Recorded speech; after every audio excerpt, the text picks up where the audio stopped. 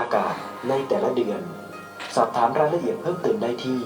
089 840 4968กราบลงนมัสกา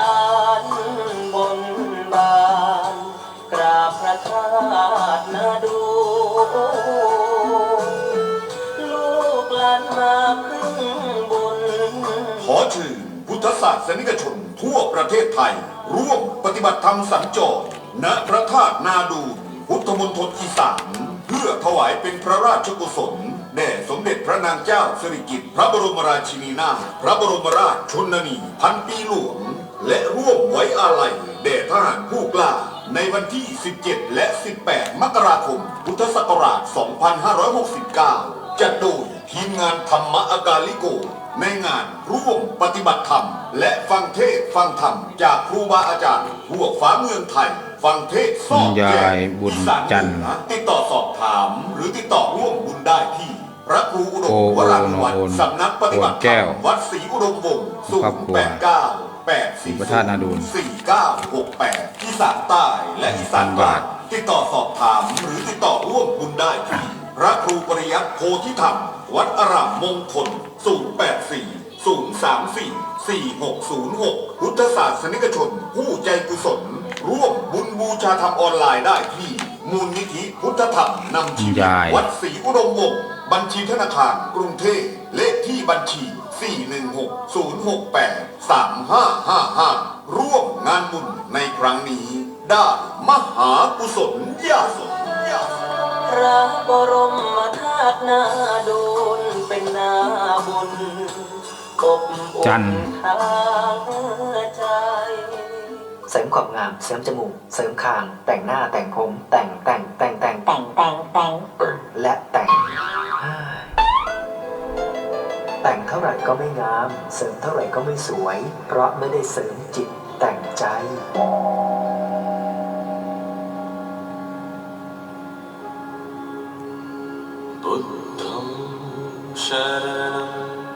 โอโนโอนบนแก้วรายการเสริมธรรมเสริมปัญญานำพาให้เสริมจิตแต่งใจให้สวยงามด้วยพระธรรมดำเนินรายการโดยพระครูอุดมวรานุวัฒน์ทุกวันจันทร์ถึงวันศุกร์เวลา 6 นาฬิกาถึง 7 นาฬิการับฟังได้ทางสถานีวิทยุเลย PBS วิทยุสาธารณะเพื่อการเผยแพร่พระพุทธศาสนาและวัฒนธรรมจังหวัดเลยโทรศัพท์ 042-851-151 www.leipbs.com คนจะงามที่ใจใช่ใบหน้า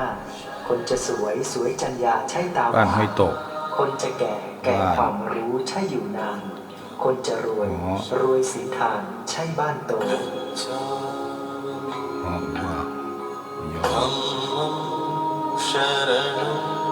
โตก็โต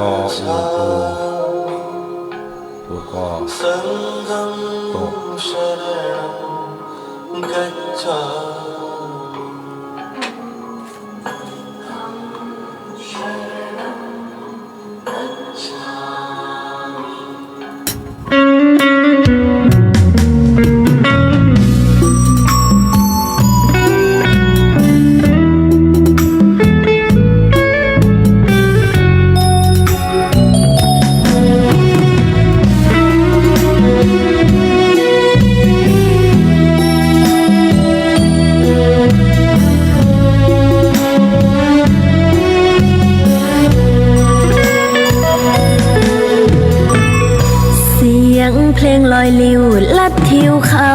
ดงเสียงจากวัดศรีอุดมวงศ์ฝากตามคลื่นส่งลอยมา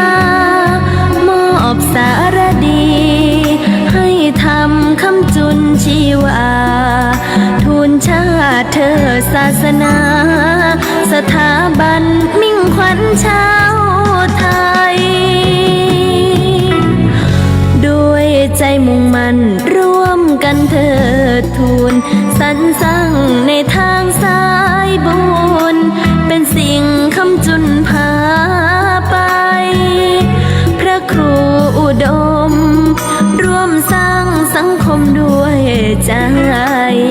นำธรรมะมาให้เหมือนส่งยาใจมอบมาวัดศรีอุดมวงศ์เปรียบปานบ้านเมตตาธรรมมีกิจกรรมหวังให้หลักธรรมนำพาปลอบใจไข้ป่วยด้วยอุ่นให้บุญเป็นยารอยยิ้มเต็มหน้าบุญพาให้ใจงดงามด้วยงานการสื่อให้คือสำคัญบอกถามถึงกันและกันให้เป็นแก้วขวัญคุณคำเทิดประเพณีบูชาทั้งวัฒนธรรมให้สิ่งดีงามด้วยธรรมนำคนสุขใจ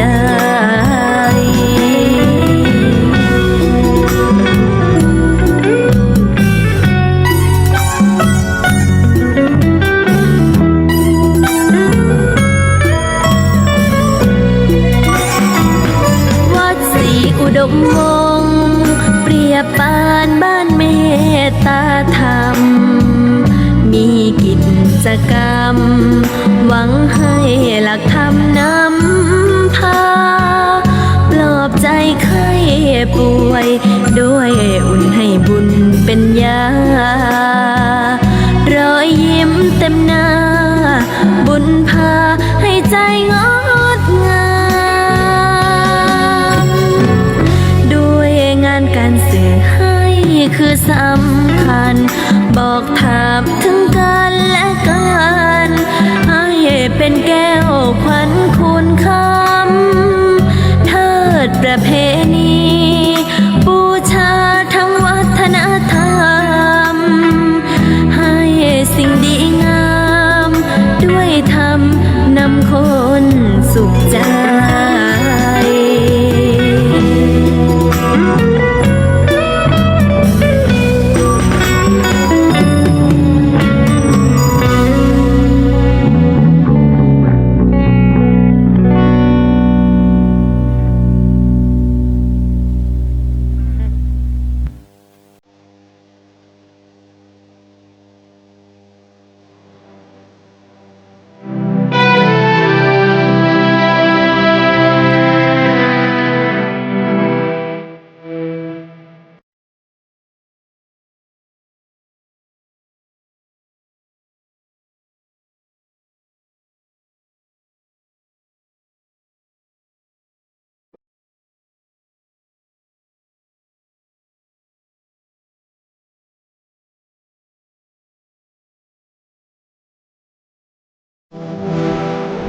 การต่อไก่เขายังใช้เอาไก่ต่อเอาช้างลอดต่อช้างกลางไผ่สี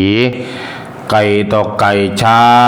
งต่อช้างตัวอย่างมีแล้วน้องพี่อะไรมาต่อบุญเอาศรัทธาเป็นหลักปักให้มั่นปัญญานั้นหนึ่งเห็นเป็นแก่นสารสามเอาทรัพย์เห็นเป็นประธานนี่ละท่านเอาเข้ามาต่อบุญขอนอบน้อมต่อพระรัตนตรัยกราบคารวะ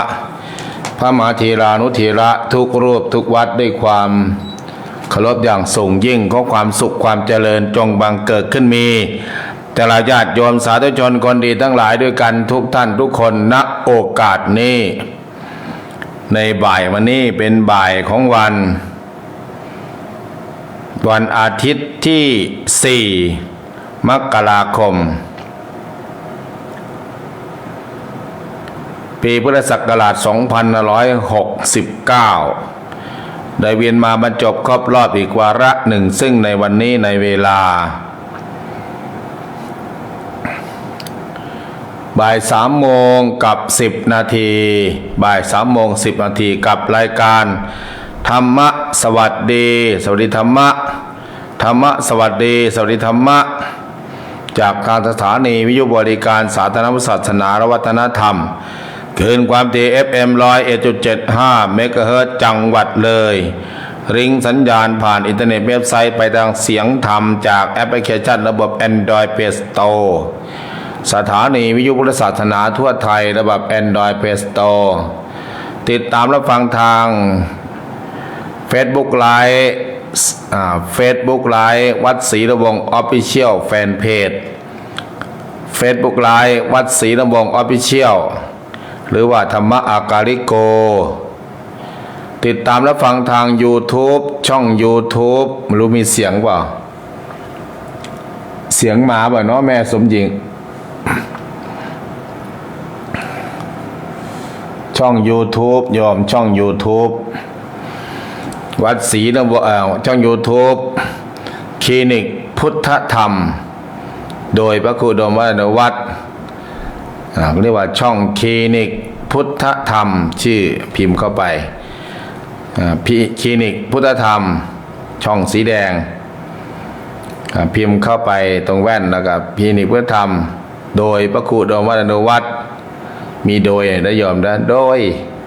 พระครูอุดมวรรณวัฒน์กดไลค์กดแชร์เป็นตะพานบุญกดไลค์กดแชร์ด้วยกดเข้าไปดูแล้วก็กดแชร์คุณสุวรรณีลิ้มสุขศรีกุลวะกับนมัสการพระคุณเจ้าข้าจากไหนล่ะจากเมืองเลยหรือจากไหนจากวังสะพุงจากเมืองเลยจากนาวังนากลางจากกาฬสินธุ์มหาสารคาม101ออกอากาศจากอาคารมูลที่พุทธธรรมนำชีวิตวัดศรีระวงบ้านในนาตำบลศรีสงครามวังสะพุงจังหวัดเลยหมายเลขโทรศัพท์ก็0930851122 หมายเลขโทรศัพท์เบอร์เดียวแล้วก็อัปเดตเข้ามากับประชาสัมพันธ์ข่าวสารงานปฏิบัติธรรมใกล้ๆวันที่9ที่10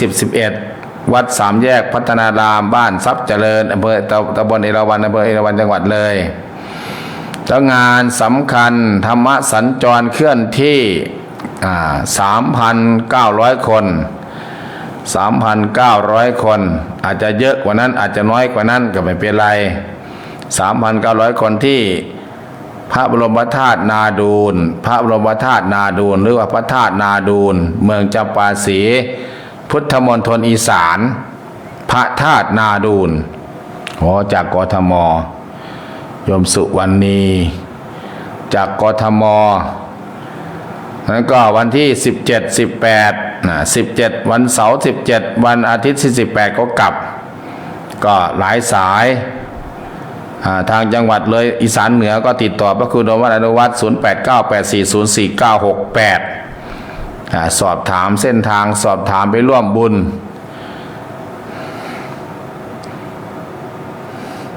กับนมัสการปีใหม่ครับผมเนี่ยอาจารย์บ้านหินหอมอำเภอโพไซว่ะบุญอุบลราชธานีใช่อาจารย์ฝันใจป่ะเนาะฝันใจอาจารย์ฝันใจหรือเปล่าอนุโมทนาสาธุการเด้ออย่าลืมใครญาติโยมชาวจังหวัดเลยจังหวัดหนองบัวลำพูเพชรบูรณ์ใกล้เคียงก็โทรอาตมาถ้าเป็นทางกาฬสินธุ์มหาสารคาม101อุดรขอนแก่นก็สอบถามหรือว่ายโสธรหรือว่าอำนาจเจริญในโซนนั้นก็สุรินทร์ศรีสะเกษอาจารย์สอนเพชรภาคกลางก็อาจารย์สรายุทธอาจารย์ต้นสาธุเรดิโอเนี่ยก็ส่วนวัดป่าจะได้ทำน้ำหม้อกับติดต่อประสานงานอาจารย์พระครูจริยสารธรรมอย่างที่บ้านเราชาวบ้านน้อยนาบุงมุสไลชาวเทศบาลหรืออำเภอเมืองที่จะไปรถบัสรถ VIP นั่งสบาย ได้40กว่าคนคนละ460 บาท460 บาท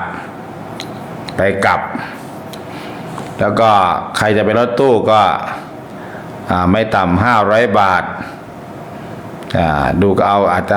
520 540แล้วแต่เอาแค่กลับได้ไปได้รับถึงบ้านที่ติดต่อประสานงานแม่องศาห้วยสะคำ1 ตู้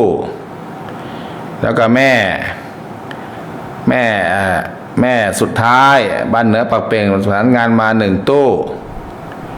แล้วก็บ้านเหนือปักเป่งอีก1 ตู้บ้านแล้วก็กลุ่มแม่ตีบกลุ่มพลทอง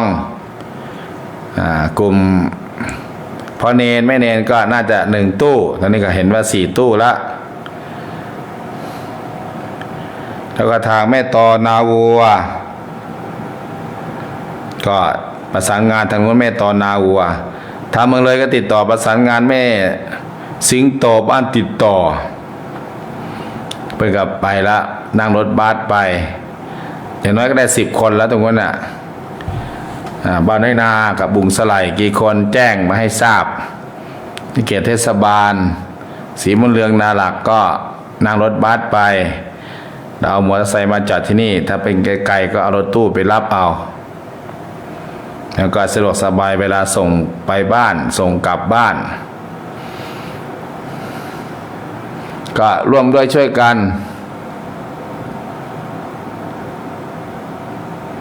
นมัสการพระอาจารย์เจ้าค่ะหญิงเสียงชัดเจนดีชัดเจนแต่อาตมาพูดนะแต่เวลาโทรศัพท์ก็โทรมาจะไม่ได้ยินเพราะอาตมาไม่ได้ต่อสัญญาณเสียงตรงนั้นไว้ก็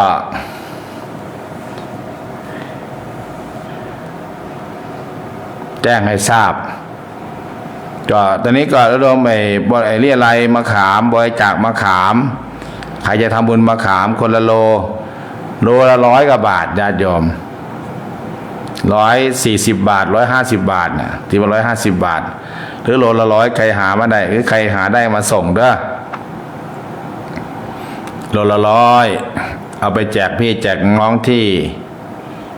ชุติมาชุติการคำไลกราบสาธุ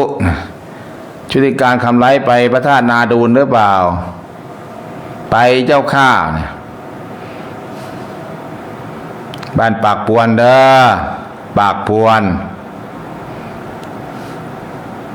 วันที่17 นะคน17-18 มกราคมในปีนี้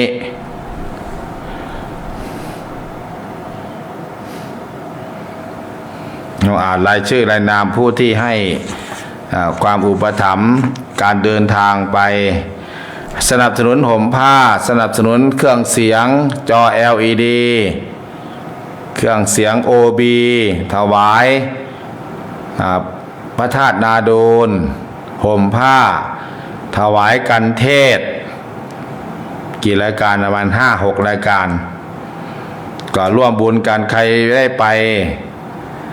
ใครไม่ได้ไปก็ดูเอาทาง YouTube Facebook วัดศรีนุวงศ์ Official ใครได้ไปก็ได้ไปก็สนับสนุนโดยพระคุณ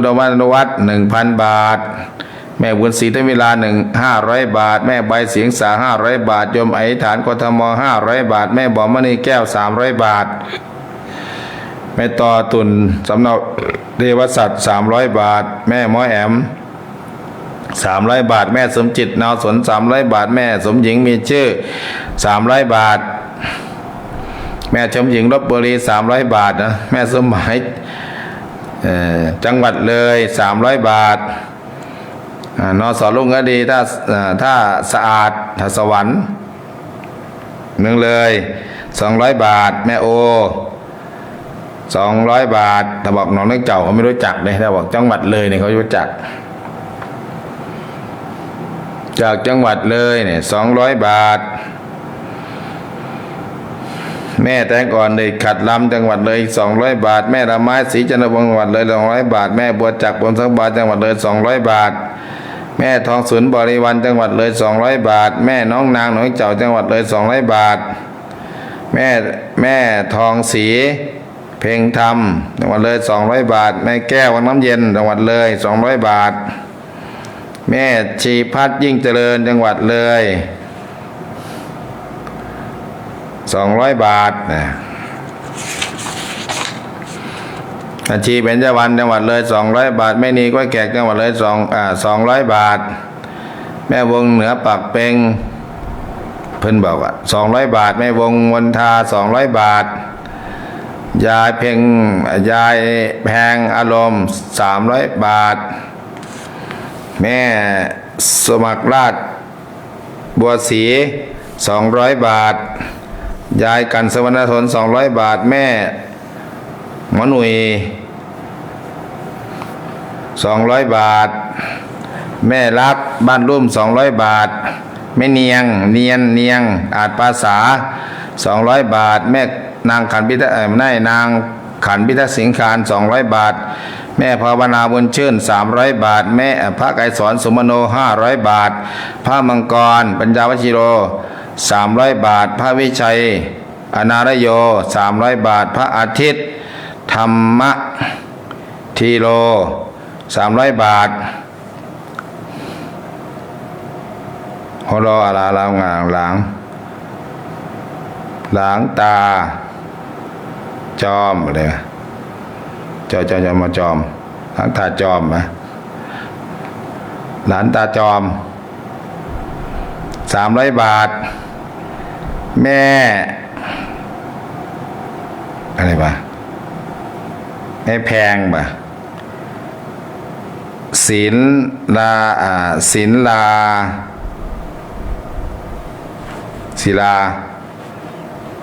100 บาทแม่ภาพกิริซี100 บาทแม่เจียนศรีสวัสดิ์100 บาทแม่น้องดาวบัวบุตร100 บาทแม่ตุ๊กสีสร้อย100 บาทแม่อ้อยอาคุณเลิศ100 บาทแม่ทองคำทวิลา200 บาทแม่นินพักมี300 บาทแม่ประนอมประชุม300 บาทคุณยายบุญจันทร์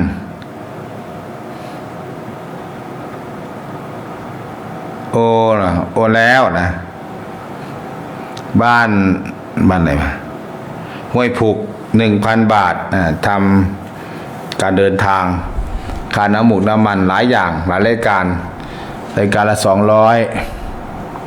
อันนี้ใครวะเนี่ยแม่ประภาวัน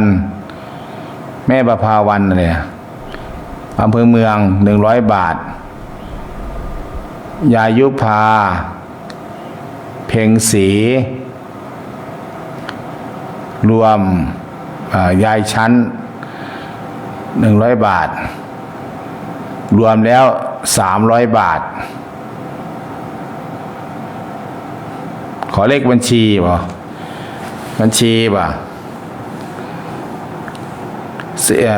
ธนาคารกรุงไทยสาขาเมืองเลยธนาคารกรุงไทยสาขาเมืองเลยโยม403 196 3777 403 196 3777พระครูโดมวรานุวัฒน์ของบัญชีกรุงไทยสาขาเมืองเลย403 196 3777ก็โอนตามนั้นแม่ยุพา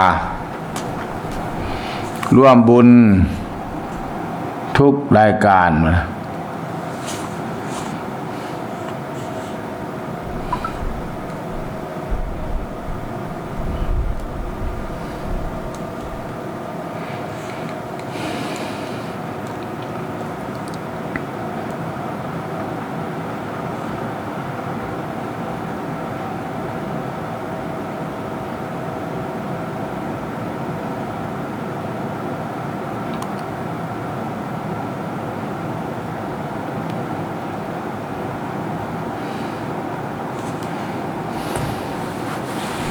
อนุโมทนานะอ่านตามนี้ แล้วก็มีทำบุญโลงศพกับค่าน้ำค่าไฟ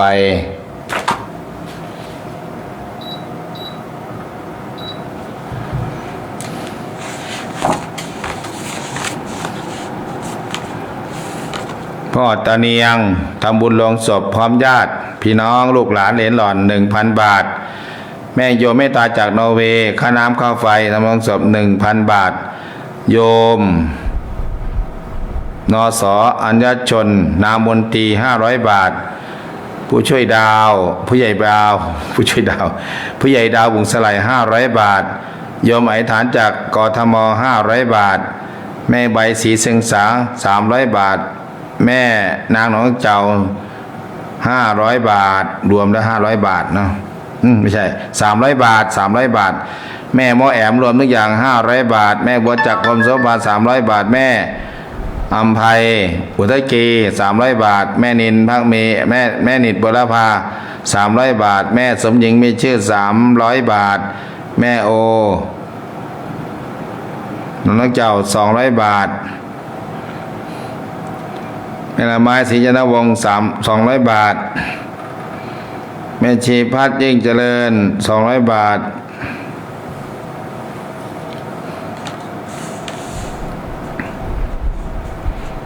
แม่โอน้องเจ้า200 บาท แม่ละไม้ศรีจันทวงศ์200 บาท แม่ชีพัฒน์ยิ่งเจริญ200 บาท แม่ล่ายิ่งเจริญ200 บาท แม่บัวลาบุญเข็ม200 บาท แม่บุญศรีแม่บุญศรีทวิลา200 บาท แม่ได้ก่อนในกระลำ300 บาท อันนี้บุญค่าน้ำค่าไฟแล้วกับทำโลงศพตั้งโลงศพ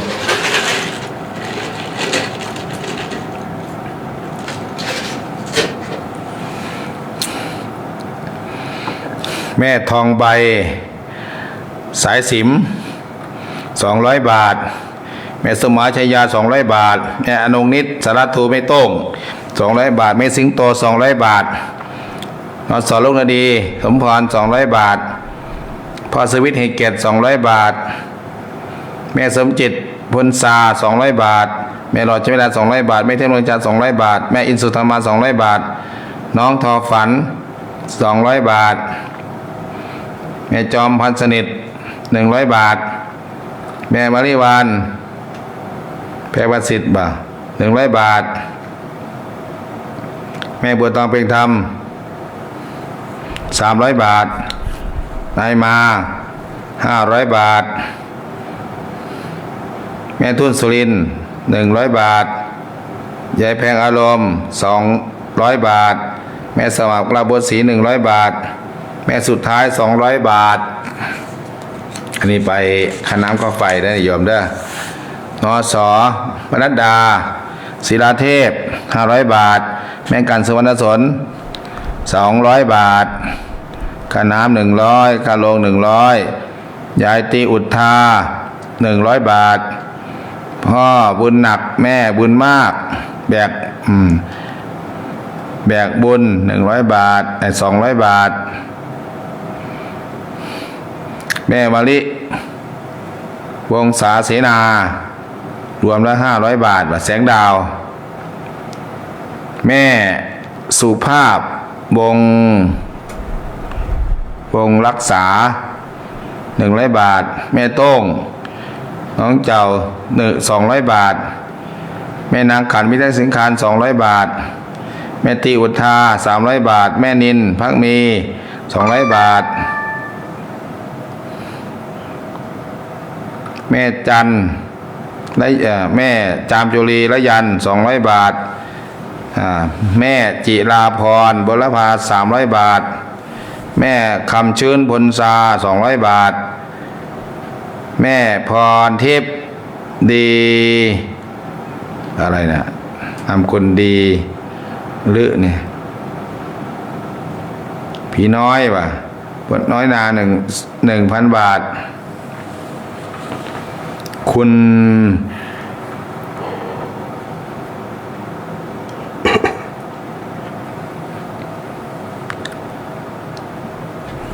คุณอะไรชันชัยป่ะศิลาชัยนามเลิศ200 บาทคุณอานันต์นะศิลาเลิก200 บาทแม่คำแพงศิลาเลิก300 บาทแม่อ้อย100 บาท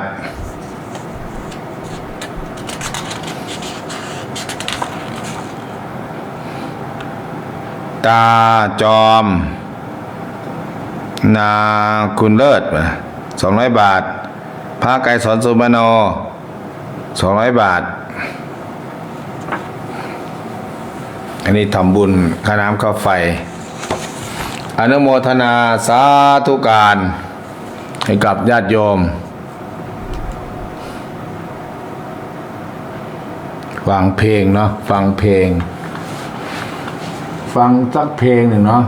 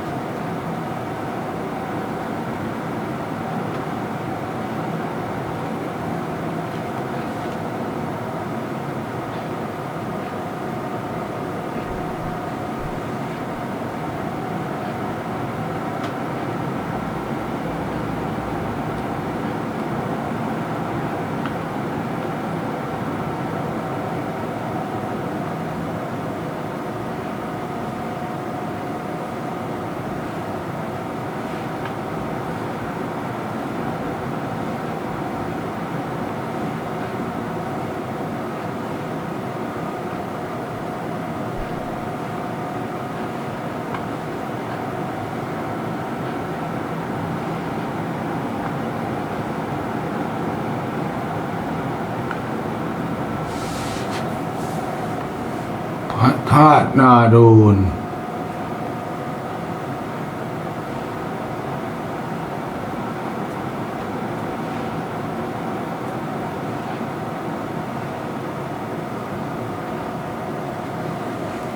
บ่เห็น ฟังสปอร์ต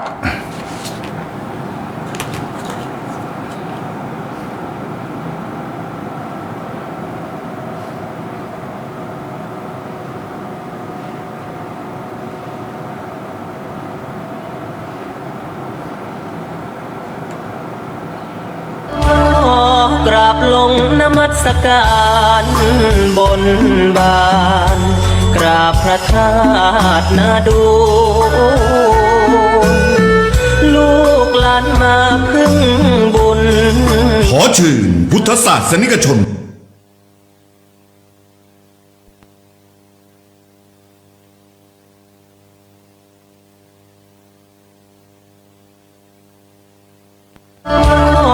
กราบลงนมัสกา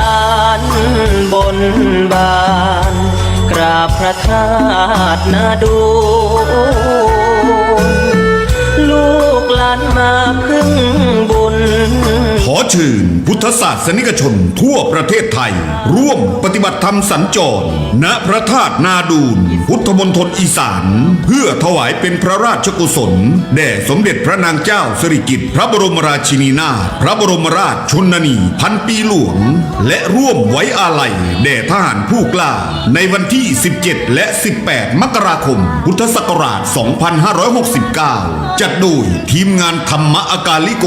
ในงานร่วมปฏิบัติธรรมและฟังเทศน์ฟังธรรมจากครูบาอาจารย์ทั่วฟ้าเมืองไทยฟังเทศน์สอดแจงอีสานเหนือติดต่อสอบถามหรือติดต่อร่วมบุญได้ที่พระครูอุดมวรานุวัตรสำนักปฏิบัติธรรมวัดศรีอุดมวงศ์089-840-4968อีสานใต้และอีสานกลางติดต่อสอบถามหรือติดต่อร่วมบุญได้ที่พระครูปริยัติโพธิธรรมวัดอารามมงคล084-034-4606พุทธศาสนิกชนผู้ใจกุศลร่วมบุญบูชาธรรมออนไลน์ได้ที่มูลนิธิพุทธธรรมนำชีวิตวัดศรีอุดมวงศ์บัญชีธนาคารกรุงเทพเลขที่บัญชี416-068-3555ร่วมงานบุญในครั้งนี้ได้มหากุศลใหญ่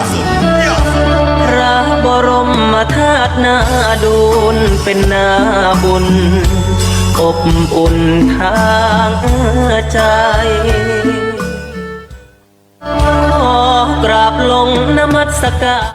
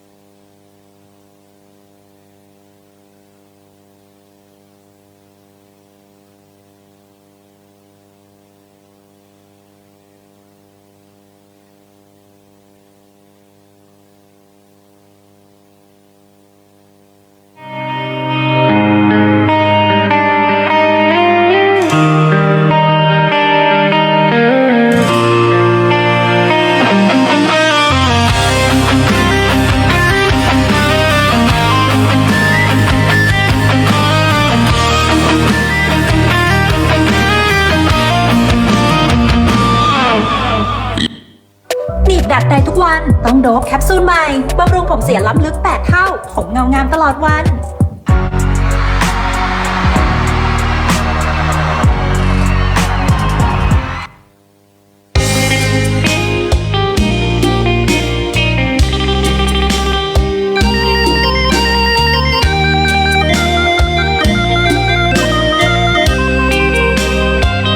ส่งกำลังใจถึงมาเปิดฉากยิงเราอีกแล้วชาวบ้านที่ชายแดนต้องอพยพฝากทหารไทยอย่าให้รอบนี้ต้องอพยพฟรีจัดมันหนักๆไปเลยไปฟังเพลงนี้เลยเสียงจากคนชายแดน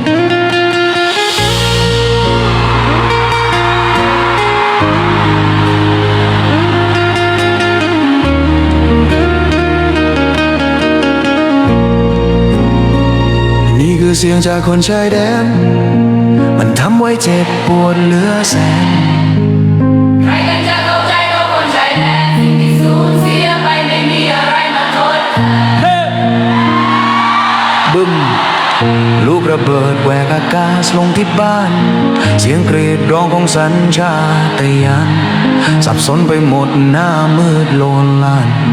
เสียงผู้ใหญ่บ้านบอกให้เข้าบังเกอร์มองไปเห็นตะขาเอาดินปืนกลุ่มควันในหูอึ้งนึกว่าเป็นฝันสักพักก็มีประกาศให้ออกไปออกกัน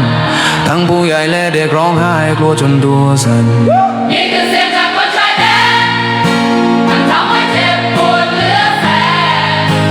ใครกันจะเข้าใจเราคนชายแดนสิ่งที่สูญเสียไปไม่มีอะไรมาทดแทนได้มาทดแทนพอไปถึงศูนย์ที่พักพิงตั้งสติได้ทุกอย่างคือเรื่องจริงจดจำฝังใจในทุกๆสิ่งพวกมันช่างเลวระยำเลยจริงๆตอนที่ดูข่าวทหารและการสูญเสียในวันนั้นภาพข่าวคุณยายกอดหลานไม่รู้เราจะเป็นเช่นไรถ้าตอนนั้นหนีไม่ทันนี่คือเสียงจากคนชายแดนมันทำให้เจ็บปวดเหลือแสนใครกันจะเข้าใจเราคนชายแดนสิ่งที่สูญเสียไปไม่มีอะไรมาทดแทนเข้าใจทุกความเป็นไปคนชายแดนยิ่งน่าเห็นใจและทุกท่านทุกคนที่ประสบภัยมันกลั้นอยู่ในออกน้ำตาก็รินไหลเลวร้ายอะไรเช่นนี้ ทำได้แม้แต่ประชาชนเด็กสตรีโอ้ก็จนตัวสั่นแค้นมันเต็มที่ไม่มีวันจะลืมได้ตราบที่ลมหายใจยังมีนี่คือเสียงจากคนชายนี่คือเสียงจากคนชายนี่คือเสียงจากคนชายนี่คือเสียงจากคนชายจากคนชายแดนมันทำให้เจ็บปวดเหลือแสนใครกันจะเข้าใจเท่าคนชายแดนสิ่งที่สูญเสียไปไม่มีอะไรมาทดแทนอะไรมาทดแทนเข้าใจทุกความเป็นไปคนชายแดนนี่น่าเห็นใจและทุกท่านทุกคนที่ประสบภัยมันกลั้นอยู่ในอกน้ำตาก็รินไหลเลวร้ายอะไรชนนี้ทำได้แม้แต่ประชาชนเด็กสตรีโอ้ก็จนตัวสั่นแค้นมันเต็มที่ไม่มีวันจะลืมได้ตามที่ลมหายใจยังมีนี่ตามที่ลมหายใจยังมีนี่ตามที่ลมหายใจยังมีนี่คือเสียงจากคนชายแดน ทำให้เจ็บปวดเหลือแสนใครกันจะเข้าใจเท่าคนชายแดนสิ่งที่สูญเสียไปไม่มีอะไรมาทดแทน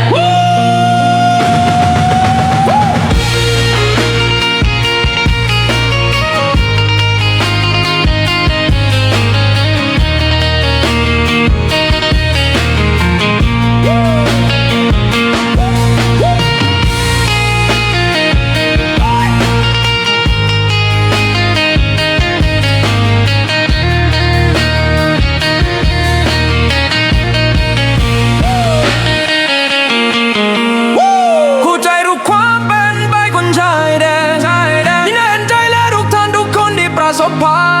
ยมันกลั้นอยู่ในอกน้ำตาก็รินไหลเลวร้ายอะไรชนนี้ทำได้แม้แต่ประชาชนเด็กสตรีก็จนตัวสั่นแค้นมันเต็มที่ไม่มีวันจะลืมได้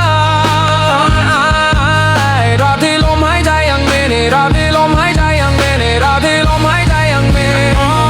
นี่นั่นเสียงจากคนชายแดน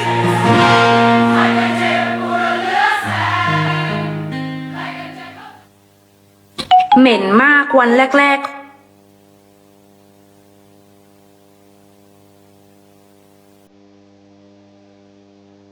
นะคะที่ออก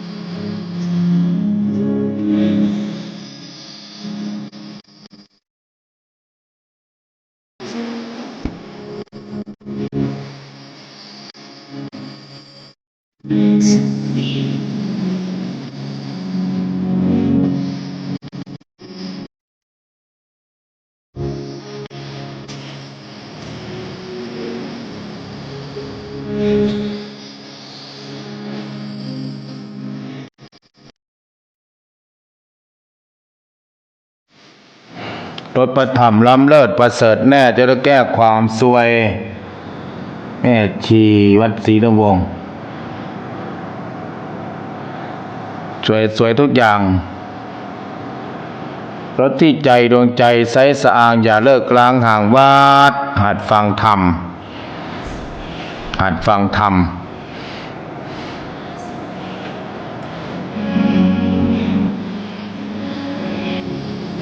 โทรศัพท์เด้อยอมเด้อโทรน้อยนาบุ่งบ้างมูสไลแม่สมบุกสมหมายแม่น่ะโทรศัพท์เข้ามาเด้อแม่องศาห้วยใส่คำก็โทรแม่สุดท้ายก็โทรใครที่ฟังอยู่ก็โทรเด้อยายชั้นชำนาญเพชรอัปเดตบุญแม่ยุพายโทรแล้วโอนแล้วนะ300 บาทเงินเข้าแล้วโยมอนุโมทนาสาธุการในกับญาติโยมเปิดหน้าใหม่ผู้เฒ่าผู้แก่โยมพ่อโยมแม่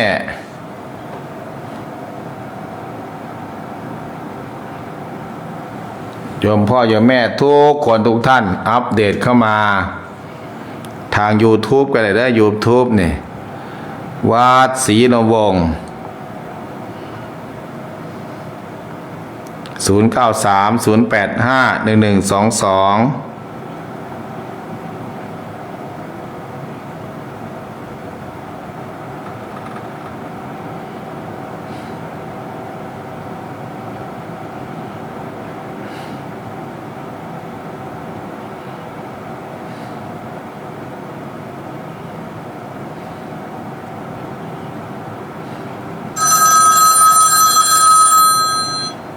เดินธรร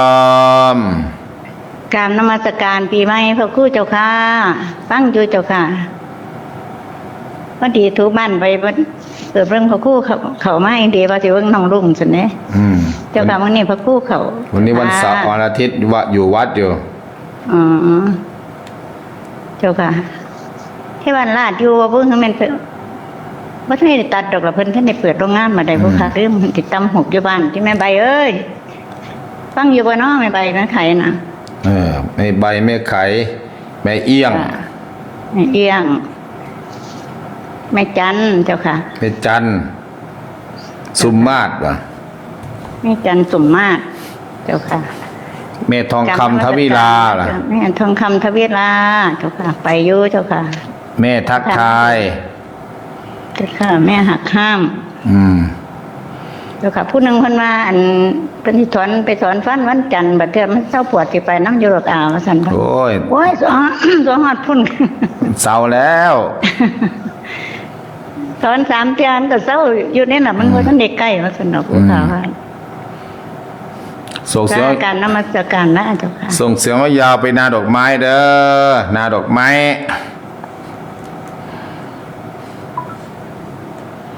เดินธรรมครับมัสการพระคุณเจ้าค่ะจากในจังหวัดก็ฟังอยู่เจ้าค่ะเติมบุญเจ้าค่ะ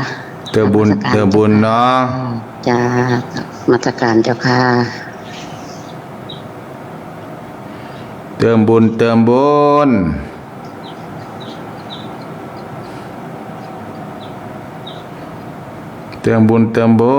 นะเอาสายต่อไปแล้วเติมบุญ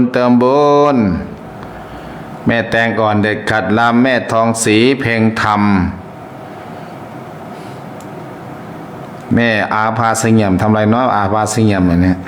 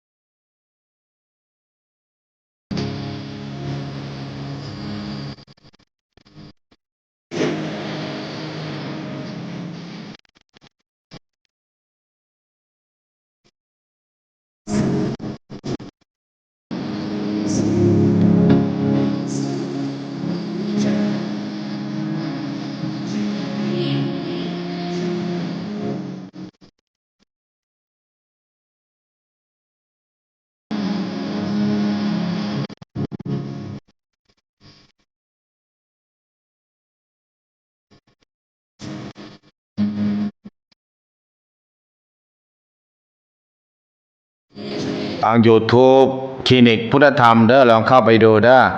คลินิกพุทธธรรม โดยพระครูอุดมอนุวัฒน์มีคนดูอยู่6 คนคนไลค์กดแชร์3 คน Facebook ก็3 คน คนโทรก็น้อยคนนอนติดเตียงคนพลังเงียบพลังส่งเสริม อย่างแม่อะไรแม่บ้านอะไรนะ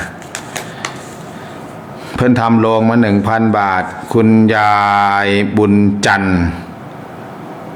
โอนอะไรอ่ะคนแก้วอ่ะเจิญธรรมตึ้งติงไปแล้วแล้วก็พระธาตุนาดูล 1,000 บาทค่าน้ำค่าไฟ500 บาทชื่อยายมันเขียนว่าคุณยายจันทร์โอ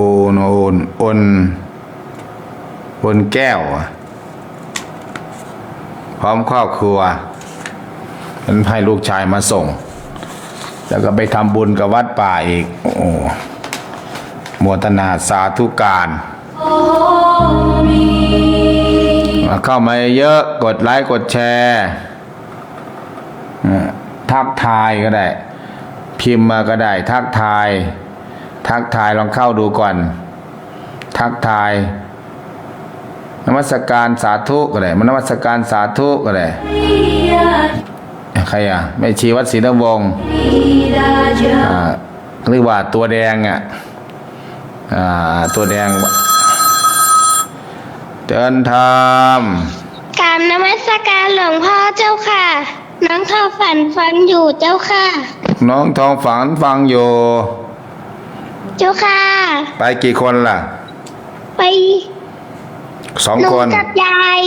2 คนเจ้าค่ะหนูกับยาย2 คนไปรถบัสทุเดี๋ยวลงไว้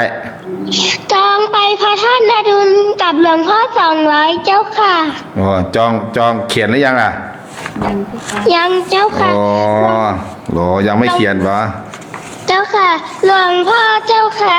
ยายอยากนั่งรถตู้หนูอยากนั่งรถบัสเจ้าค่ะเดี๋ยวแยกมาทำไมก็นั่งรถบัสด้วยกันตัวใกล้ๆเนี่ยในโซนเทศบาลในโซนน้อยนาบุ่งม่วงบุ่งสไลในโซนนี้ก็นั่งรถบัสรถ VIP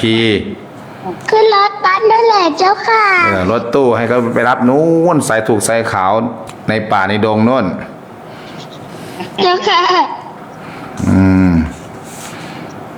อันนี้ก็โมทนา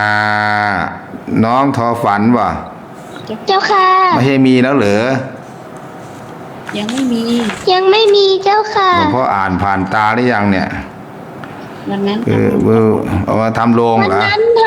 ำโรงศพเจ้าค่ะทางโรงศพเอาน้องทอฝันพร้อมครอบครัว200 บาทน้องทอฝันเจ้าค่ะฝันเขียนไงฝันน่ะฝอฝา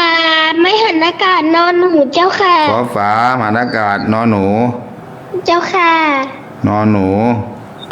น้องทอฝันพร้อมครอบครัว200 บาทเจ้าค่ะได้เลยพระพุทธศาสนาเป็นศาสนาประจำชาติไทยของเราและจังหวัดเลยของเรากราบนมัสการลาหลวงพ่อเจ้าค่ะสาธุอนุโมทามิสาธุอนุโมทามิจากน้องทอฝันคุณยายฝ้ายคุณยายพินไม่ไปคุณยายพินน่ะบ้านผาเบ้งไม่ไปป่ะ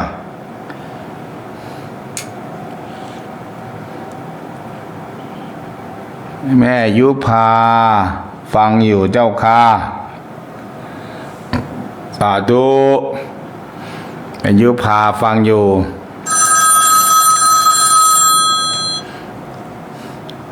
ใจฉันชำนาญเพชร มาตรการเลยค่ะพระอาจารย์ฝากไปวิชาพระธาตุ100 บาทให้ลูกทำให้จ้ะค่ะ โอ้เขียนแล้วมาที่โอนมาใช่ไหม จ้าเจ้าค่ะ ที่เขียนมาน่ะ เขียนมา โอทนาสาธุ ที่เขียนมาหลายรายการน่ะนะได้ชั้น100 บาท ขอให้แข็งแรงเจ้าค่ะ โอ้แข็งแรง แม่ชั้นหรือยายชั้นเขาเขียนว่าแม่ชั้น ชั้นชอช้าง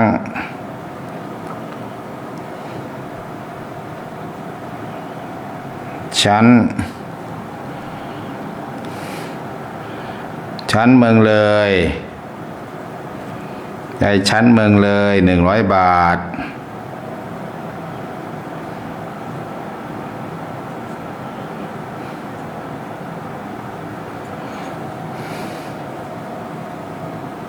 ได้ชั้นชำนาญเพชรใครอ่ะแม่ยุพาแม่ยุพาก็ทำบุญป่ะแม่ยุพา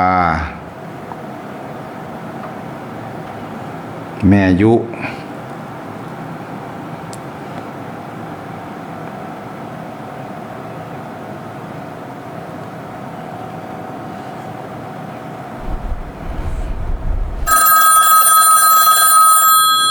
เดินทาง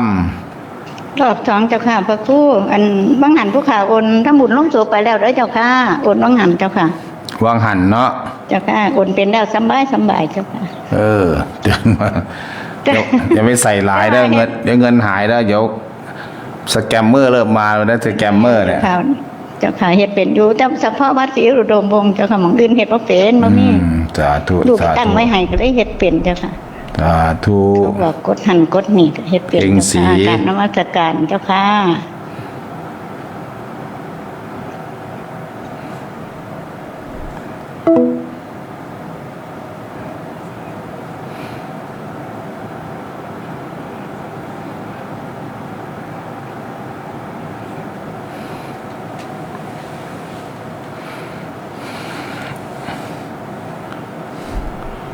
ยุติกาคำไลไปเชียงรายเจ้าค่ะไปทำไปเชียงรายฝากมะขามหวานไปกับใคร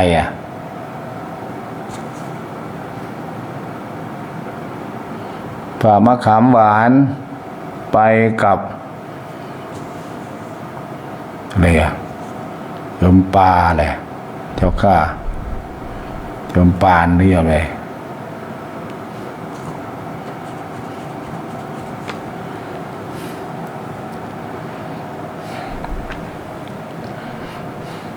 1 ชั่วโมงแล้วยายอาตมาไม่ถึง5 โมงด้วยอาตมาจะลงก่อน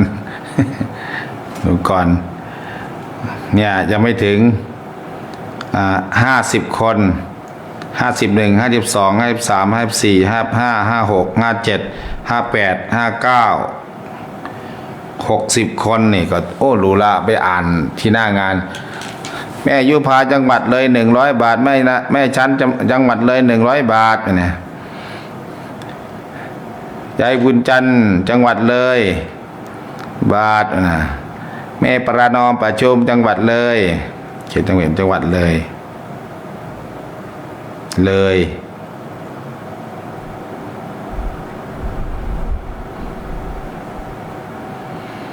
300 บาท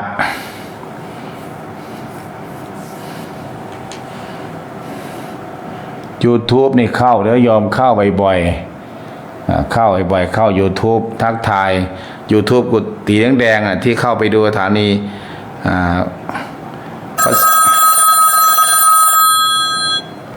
แม่ใบศรีสิงสากราบนมัสการปีใหม่อีกเจ้าค่ะพระครูฟังอยู่ข้าแขกไปไทยมาอยู่เจ้าค่ะ แขกไปไทยมา ไปแล้วล่ะยังผู้หนึง ให้เจ้าผู้สาว ไล่ไปซะ ลูกสาวเจ้าค่ะพ่ออุ้ยก็ไปใจกับเขาตลาดแล้วล่ะ โอ้พ่ออุ้ยไป แม่ ใจ บุญศรีข่อยฟังอยู่เด้อบ่ทันได้ไปตัดอ้อยดอกไปเอาหวยก่อนแม่ใบไปรับหวยก่อนเด้อ เมื่อไหร่อ่ะ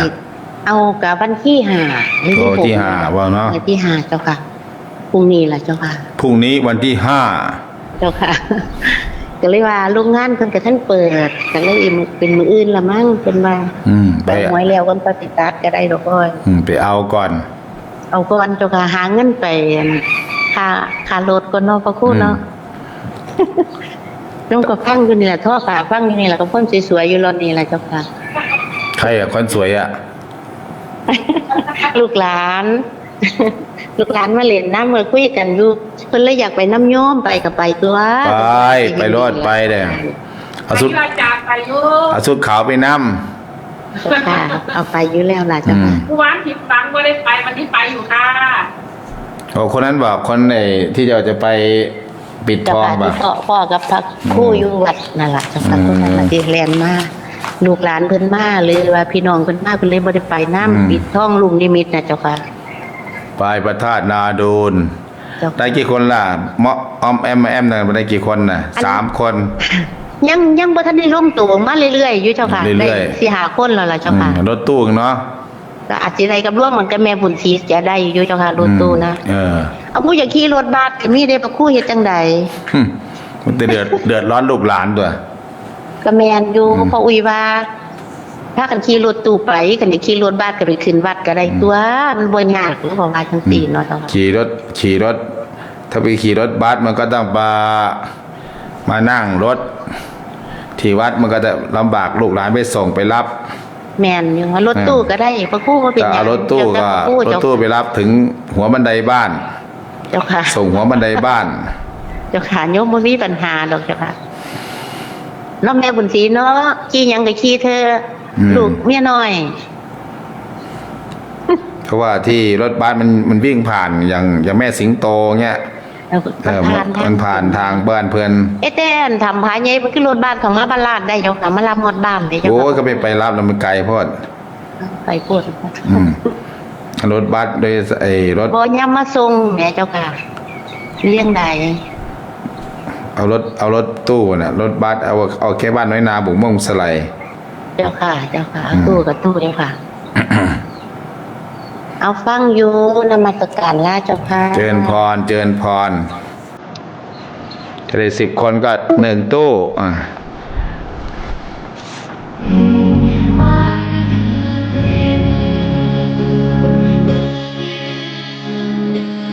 บ้านแม่องค์สาวห้วยตะคำ1 ตู้ บ้านเหนือเป่ง1 ตู้วันไหนอ่ะวันนั้นไปกลับ1 ตู้ 3 แล้ว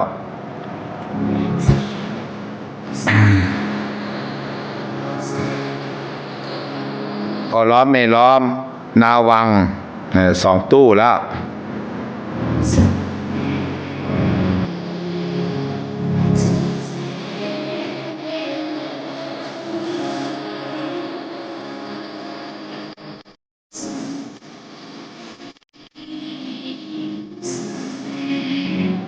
บ้าน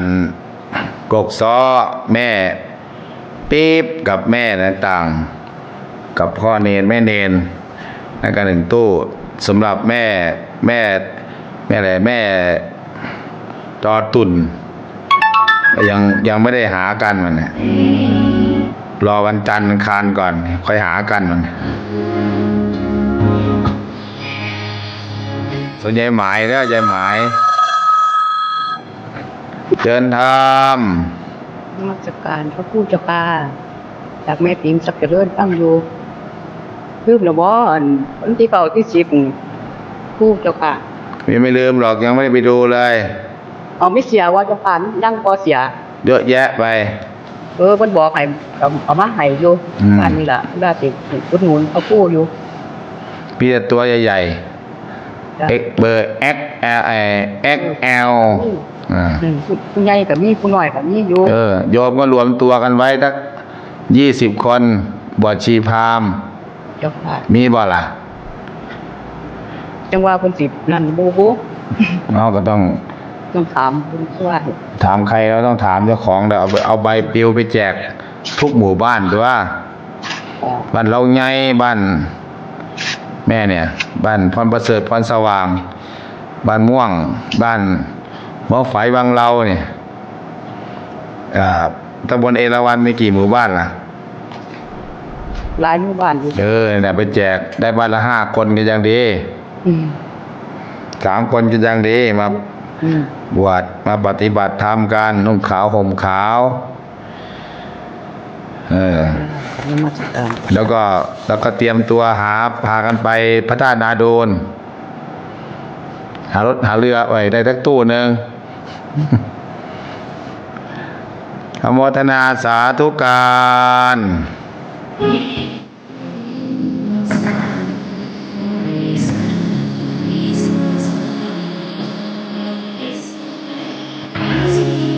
เอางานใหญ่ไว้ก่อนวันที่17-18เนี่ย3,900 คนก็ทางกาฬสินธุ์วันนี้ก็อาจจะลิงก์สัญญาณทางวัดอารามมงคลช่วง2 ทุ่มกว่าแล้วก็ถึงนั่นแล้วก็จะมากันต่อประชาสัมพันธ์ช่วงนี้ช่วงเหลือเวลาอีกประมาณ 13-14 วันระดมประชาสัมพันธ์ไป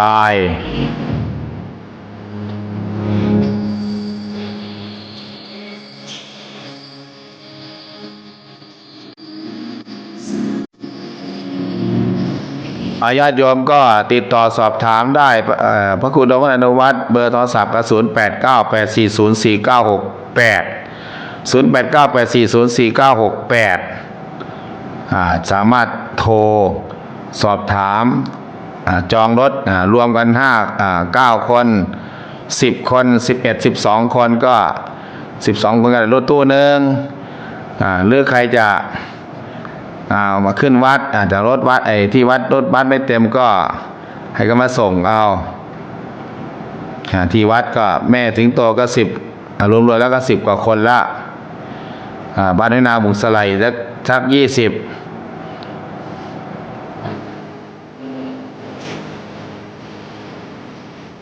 รถคนละ460 บาทเปิดบัตรเปิดตู้ก็คนละ500 บาทปกติแต่550แต่มันเกินมาอาจารย์ก็ทดแทนไปขอให้ได้ไปปฏิบัติธรรมร่วมกันอนุโมทนาสาธุการให้กับญาติโยมเวลาหมดมีใครโทรบ่โยมบ้านโนนบ้านยายเสาไปไหนยายเสาเนี่ยไม่สวดมนต์ก็ไม่มายายเสาเนี่ยส่งท้ายปีเก่าต้อนรับปีใหม่วิถีพุทธวิถีไทยก็ผ่านไปแล้วเปลี่ยนพศใหม่เปลี่ยนใจกันอัปยาปัจจังสุขขังโลเกไม่เบียดเบียนกันมีแต่ความสุขในโลกคิดดีทำดีพูดดีสิ่งต่างๆก็จะเกิดขึ้นสวดมนต์ไหว้พระมิฉะนั้นก็อย่างหมอทำไมทักว่าปี69จะมีแผ่นดินไหวภูเขาไฟระเบิดเกิดขึ้นยักษ์เป็นตาย่านเด้เกิดสงครามหลายอย่างเราคิดดีทำดีไปด้วยกันสามัคคีทำกันแล้วเนี่ยมันกับมวลเด้มวลบ้านเมืองสงบร่มเย็นก็มีความโลภความโกรธความหลงนี่มีแต่สงครามนะสงครามเห็นไหมสหรัฐอเมริกาไปถล่มอิสราเอลเลยนะไปจับประธานาธิบดีมาเนี่ยกับภรรยา เพราะว่าตรงนั้นมีบ่อน้ำมันเยอะผลประโยชน์ก็มีความหรือว่าใครบริหารจัดการเผด็จการเกินไปก็อาจจะมียักษ์ใหญ่มาถล่มทลายเพราะนั้นคือเรามองโลกถ้าเรามองอย่างชาวพุทธโลกมันก็งามหรอกไม่เบียดเบียนกันช่วยเหลือเกื้อกูลกันบางทีเราเนี่ยเกื้อกูลแต่คนอื่นก็ไม่เกื้อกูลกับเราก็มีอนุโมทนากับญาติโยมทุกคนทุกท่านให้มีแต่ความสุขมีแต่ความเจริญหมดเวลาจะขอปกติถ้าเกิดจัดถึง5 โมงก็ได้ทีนี้ก็อย่าไปทำภาระอย่างอื่นมีภาระธุระอย่างอื่น ฟังธรรมคีตะจากครูบาอาจารย์อาจารย์แม็กอาจารย์พระครูศรีธีรพรแล้วก็สงสัยสอบถาม 0898404968 แม่สมหญิงมีชื่อนี่ไปกับอาจารย์เนาะโมทนาสาธุการให้กับญาติโยมทุกคนทุกท่านเทินเจริญพรเจริญธรรมเอาเบอร์ใครเนี่ยค้างอยู่